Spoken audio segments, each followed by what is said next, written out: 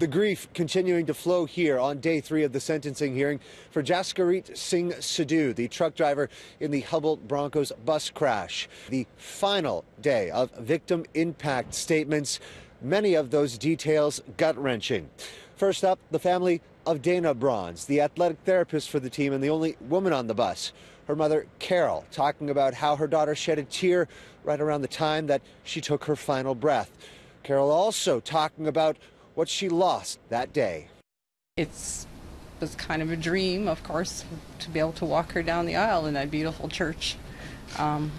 Instead, we had to figure out how we were going to plan a funeral. Other families speaking today, the mother of Tyler Bieber, the broadcaster for the team. She says that she felt guilt in the aftermath because she encouraged him to take the bus instead of driving to the games, saying that it was safer. She too talked about her losses from that day. Xavier LaBelle's family, walking us through their unimaginable ordeal, told their son was dead despite their doubts, only to find him in a hospital later on, unrecognizable but alive. They say that he is still working through an exhaustive list of injuries, and his height has actually dropped 2 inches due to spinal fractures.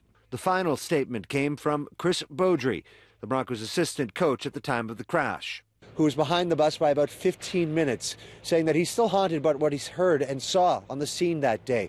Body bags being zippered, bones being placed back into place, and skin being sewn together.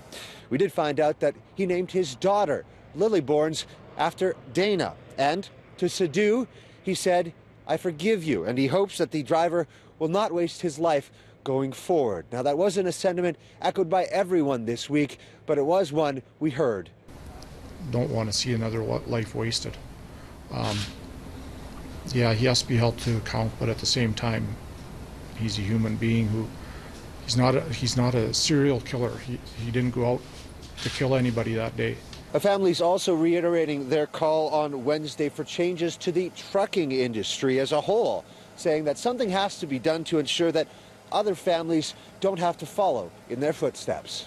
The industry needs to change with the times, and it needs updating, and it needs to happen now, not in 5 years, not in 2 years. It needs to happen now, and I hope you're having conversations with each other today. The hearing is continuing on Thursday, where we are expected to hear sentencing recommendations from both the Crown and the defense. In Melfort, Saskatchewan, Courtney Theriault, City News.